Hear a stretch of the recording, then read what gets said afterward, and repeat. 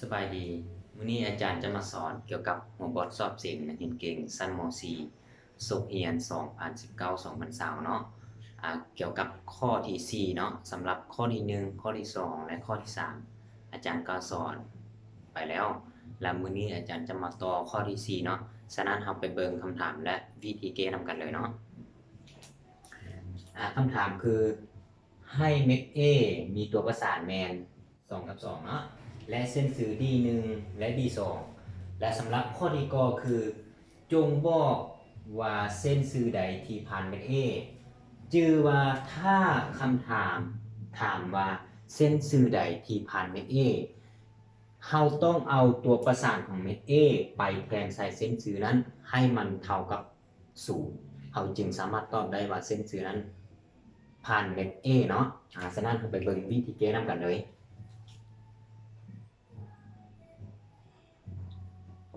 เส้นสื่อ D1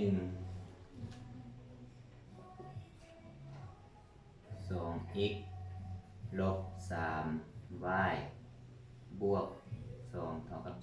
0เม็ด A เขามีตัวประสานแมน2กับ2เนาะโอเคเวลานี้เราจะเอาตัวประสานของเม็ด A ไปแทนใส่เส้นสื่อเนาะฉะนั้นอาจารย์จะมาเน้นคืนว่าตัวประสานตัวทำอิฐจะเป็น x เนาะตัวที่2เป็น y จือเลยว่าถ้าเว้าถึงเรื่องตัวประสานตัวทำอิฐจะเป็น x ทุกเทื่อเลยจะเปลี่ยนเป็น y บ่ได้จะเป็น x ทุกเทื่อและตัวถัดไปหรือว่าตัวที่2ก็คือ y เลยฉะนั้นให้จือตายตัวเลยเนาะเวลานี้เราก็เอา2ไปแทนตำแหน่งของ x และเอา2ตัวนี้ไปแทนตำแหน่งของ y ฉะนั้นเราได้คือd1 2คูณให้2ลบให้3คูณให้2บวกให้2เท่ากับ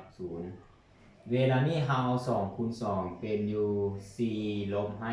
6บวกให้2เท่ากับ0เวลานี้4ลบ6ยังเหลือลบ2เนาะลบ2บวก2เท่ากับ0แสดงว่า0เท่ากับ0ลบ2บวก2ก็เท่ากับ0เนาะแสดงว่าเขาพิสูจน์แล้วว่าถ้าเม็ดเส้นสื่อ D1 นี่นะมันผ่านเม็ด A แสดงว่ามันผ่านเม็ด A ย้อนว่ามันเท่ากับ0เนาะ0กับ0มันเท่ากันเนาะแต่ถ้ากรณีว่ามันบ่เท่า0นี่นะเราจะตอบว่าบ่ผ่านเม็ด A แต่มันเท่า0เราก็ตอบว่ามันผ่านเม็ด A แบบนี้เราก็ไปตอบเส้นสื่อ D1 ไปผ่านเม็ด A ฉะนั้นเราไปเบิ่งเส้นสื่อ D2 ว่ามันผ่านเม็ด A บ่โอเคเวลานี้เราไปเบิ่งเส้นสื่อ D2 เนาะ D2 คือลบ 2x บวก 3y ลบ1เท่ากับ0เม็ด A มีตัวประสานแมน2กับ2เนาะเวลานี้เราก็แทนเส้นเดียวกันคือจือว่าตัวนั้น x คือ x ตัวที่2นี่คือ y เราก็ไปแทนตำแหน่งของมันคือกัน x เราก็ไปแทนตำแหน่ง x y เราก็ไปแทนตำแหน่ง y เส้นเดียวกันเนาะฉะนั้นเราจะได้เป็นเส้นสื่อที่2คือลบ2คูณให้2บวกให้3คูณให้2ลบ1เท่ากับ0เวลานี้ลบ2คูณ2ก็เป็นลบ4บวก6ลบ1เท่ากับ0เวลานี้เราจะเอาลบ4มาบวก6ก็ยังเหลืออยู่บวก2เนาะหรือว่า2ล่างเนาะลบให้1เท่ากับ0เวลานี้2ลบ1ก็ยังเหลือ1แสดงว่า1กับ0มันบ่เท่ากันโอเคถ้า1กับ0มันบ่เท่ากันเขาจะตอบแบบใดเขาก็ตอบว่าก็ตอบเส้นสื่อ D2 บ่ไปผ่านเม็ด A โอเคจือว่าถ้ามันเท่า0เขาจึงสามารถตอบว่ามันไปผ่านเม็ด A ถ้ามันบ่เท่าศูนย์เฮาก็ตอบว่ามันบ่ไปผ่านเป็น A โอเคสำหรับข้อที่ก่อเนาะข้อที่ก่อก็คือมีแต่เฮามาพิสูจน์เบิ่งว่าเส้นสื่อใดที่ผ่านเป็น A และเส้นสื่อใดที่บ่ผ่านเป็น A ฉะนั้นอาจารย์หวังว่าน้องๆนักเรียนจะเข้าใจเนาะอันนั้นต่อไปคือเฮามาเบิ่งข้อที่ข้อคือเฮาจะแก้แบบใดข้อที่ข้อคือจงให้ข้อสังเกตเกี่ยวกับ2เส้นสื่อ D1 และ D2 แสดงว่าให้ข้อสังเกตคือเอามาสังเกตเบิ่งว่าเส้นสื่อ D1 และ D2 มันจะเป็นแนวใดกันมันจะตั้งฉากกันบ่หรือว่ามันจะขนานกันบ่อันนั้นคือเราต้องได้ไปพิสูจน์เบิ่งว่าอันไหนคือมันจะ2เส้นสื่อดังกล่าวมันจะขนานกันบ่หรือว่า2เส้นสื่อดังกล่าวมันจะตั้งฉากกันเนาะโอเคฉะนั้นเราไปเบิ่งวิธีแก้นำกันเลยว่าเราจะแก้แบบใดเราจึงรู้ว่ามันตั้งฉากหรือมันขนานกันเนาะแก้เวลานี้เอาเส้นสื่อ D1 ก่อนเส้นสื่อ D1 2x ลบ 3y บวก2เท่ากับ0จือว่าถ้าเราอยากไปพิสูจน์เบิ่งว่า2เส้นสื่อดังกล่าวมันขนานหรือว่ามันตั้งฉากกันเราต้องให้มันเป็นตำราเนาะหรือว่าให้เราจะถอนเอาซึ่งว่าเราจะได้คือเส้นสื่อ D1 เราจะย้ายไปเบิดเลยจงไว้เพื่อเฉพาะ3 y เท่านั้นจะย้ายกลายเป็นลบ2 x ลบ2เวลานี้เราก็ถอนเอาy ถอนเอา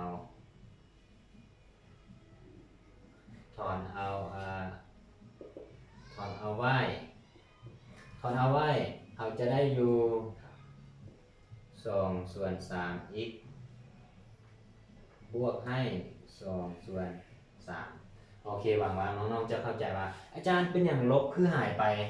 อันนี้ก็เป็นลบอันนี้ก็เป็นลบอันนี้ก็เป็นลบเวลานี้เราหารลบ3เข้าเนาะเราหารลบ3เข้า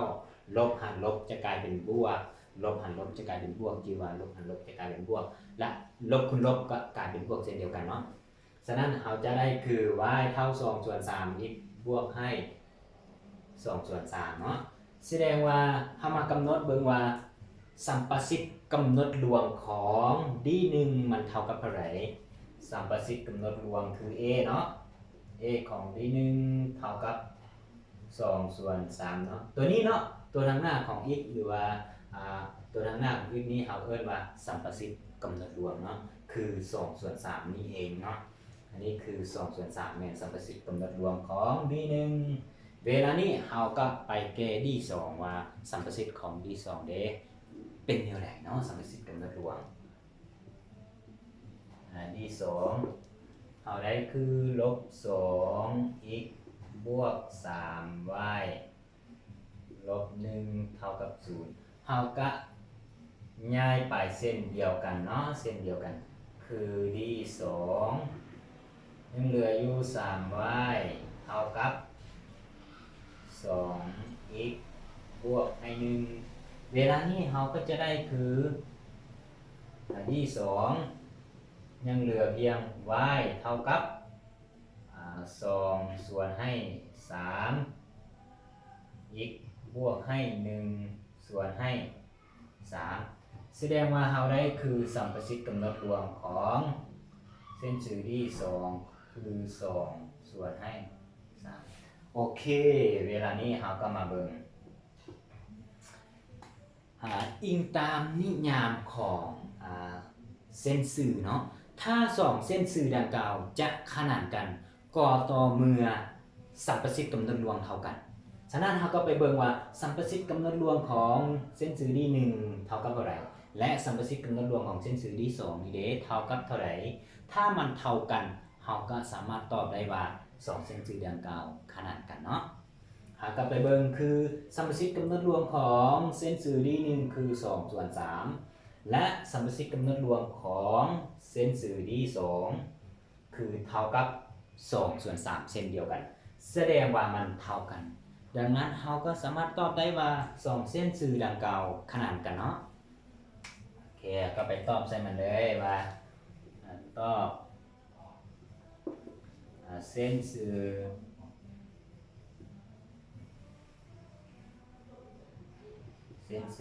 ที่1ขนานกับที่2โอเคเราก็ได้แล้วคำตอบคือเส้นสื่อที่1ขนานกับเส้นสื่อที่2จือว่า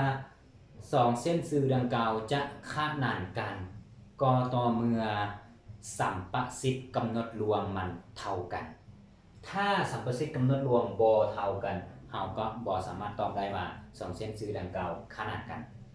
อาจารย์จะมาเน้นคืนอีกครั้งหนึ่งเนาะถ้า2เส้นสื่อดังกล่าวจะขนานกันก็ต่อเมื่อสัมประสิทธิ์กำหนดรวมของมันเท่ากันเท่านั้นถ้าบ่เท่ากันแม่นบ่ขนานกันโอเคหวังว่าน้องๆนักเรียนจะเข้าใจเนาะอันดับต่อไปอาจารย์จะมาแก้ข้อที่ขอเนาะอาจารย์จะขอลึกข้อที่กอออกไปก่อนเนาะ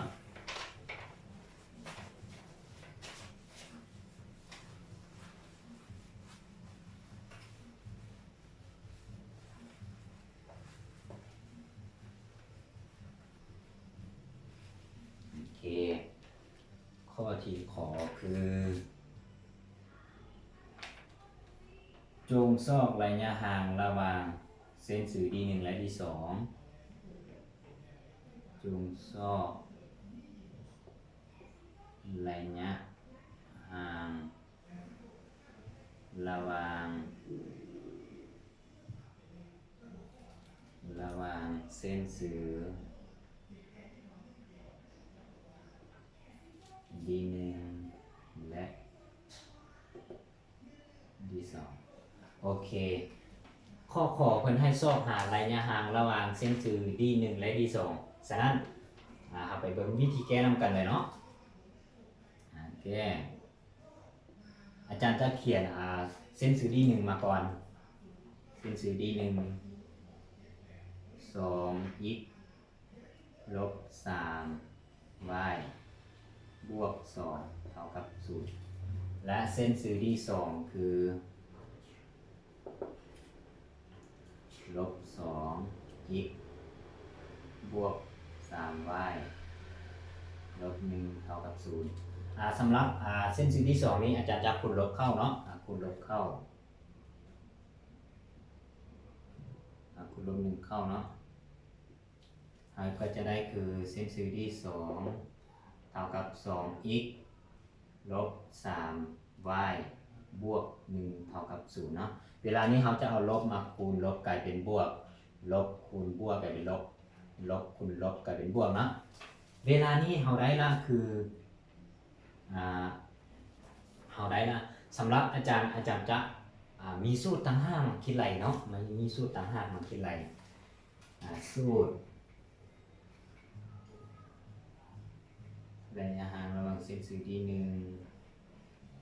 กับที่2เท่ากับค่าคัดตัวของ c1 ลบให้ c2 และ5ขั้น2ของ a กำลัง2บวก b กำลัง2โอเคสูตรนี้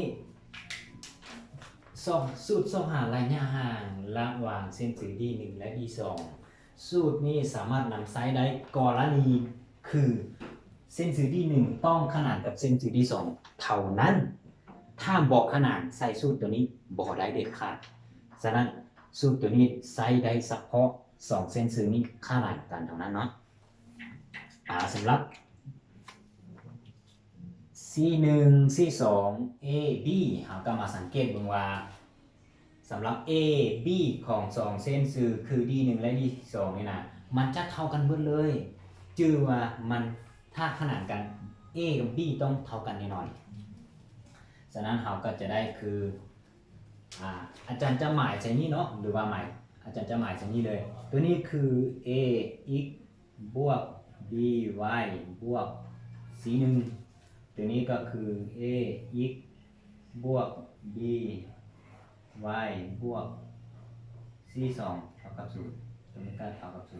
เราก็มาสมเทียบเบิ่งว่าอาจารย์ c เป็นตัวไหน c1 เป็นตัวไหน c2 เป็นตัวไหน c1 ก็คือ2 42ก็คือ1เราก็เอามาแทนไปตามนี้เลยเนาะดังนั้นเราจะได้เป็นระยะห่าง d1 d2 เท่ากับค่าคัดตัวของC1 อาจารย์บอกแล้วว่าแมน2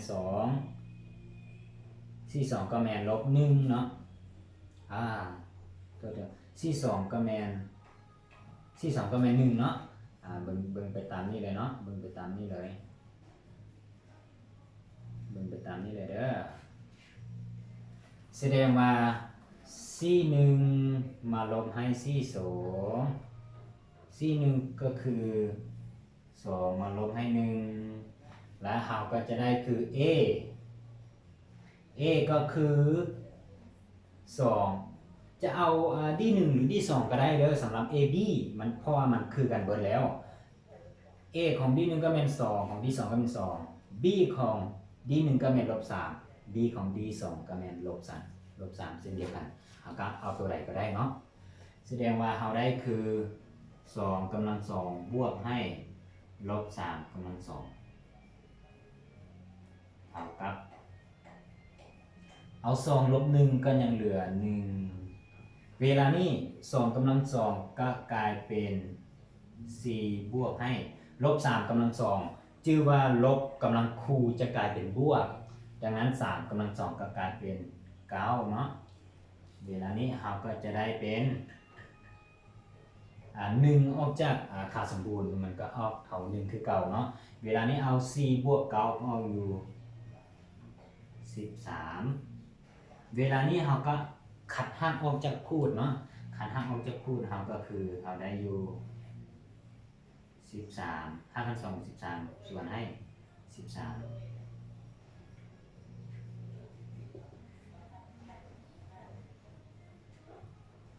แสดงว่าเขาได้แล้วระยะห่างระหว่างเส้นสื่อ D1 และ D2 เขาได้ระยะห่างระหว่างเส้นสื่อ D1 และ D2 คือเท่า5ขั้น2ของ13ส่วนให้13โอเคอาจารย์จะมาเน้นคืนอีกเทื่อนึงเนาะสำหรับสูตรตัวนี้จะนำใช้ได้ก็ต่อเมื่อ2เส้นสื่อดังกล่าวขนานกันเท่านั้นถ้ามันบอกขนานกันเอากะนำไซส์สูตรตัวนี้บอดให้เข้าเหมือนกันส่องหาระยะห่างระหว่าง D1 และ D2 จื่อว่าจะส่องหา D1 และ D2 ได้ระยะห่าง D1 D2 ได้ก่อนเอาเมื่อมันขนานกันสำหรับสูตรตัวนี้เด้อและอาจารย์จะมาเน้นคืนเกี่ยวกับ C จื่อว่าแบบตั้งของเราจะมี A x บวก by บวก c1 เท่า0 ax บวก dy บวก c เท่า c2 เท่า0โอเคเวลานี้เราก็มากำหนดเบิ่งว่าอันนี้เป็น ax bx อันนี้ก็แมน c1 สำหรับที่2ก็เส้นเดียวกันอันนี้ก็แมน ax อันนี้ก็แมน bx อันนี้ก็แมน c2 เวลานี้เราก็มาแทนไปตามสูตรนี้เลยคือ c1 ก็เท่ากับ2ก็เอา2มาแทนใส่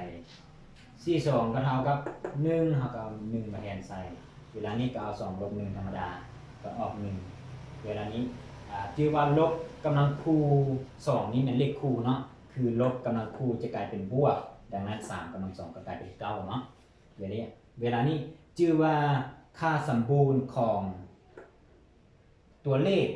ว่าง่ายๆว่าตัวเลขเนาะมันจะออกเป็นบวกหมดเลยคือ1เวลาออกจากค่าสมบูรณ์ก็กลายเป็น1คือเก่าเวลานี้มาฮอดขั้นตอนนี้เขาสิป้าสำเนียกก็ได้แต่ถ้ากรณีว่าสิให้คะแนนก็บ่เต็มเนาะดังนั้นเราจะขันห้ามออกจากพูดอาจารย์หวังว่าน้องๆนักเรียนจะเข้าใจเรื่องกันขันห้ามออกจากพูดแล้วเนาะเขาขันห้ามออกจากพูดมันก็ยังเหลือเพียง5,200ของ13ส่วนให้13นั่นเองนะสำหรับน้องใดที่เข้ามาเบิ่งคลิปวิดีโอนี้อาจารย์หวังว่าจะเข้าใจเนาะถ้ามีบนไหนบ่เข้าใจก็สามารถเขียนคำเห็นลงในใต้คลิปวิดีโอได้อาจารย์จะมาอธิบายคืนให้อีกครั้งเนาะ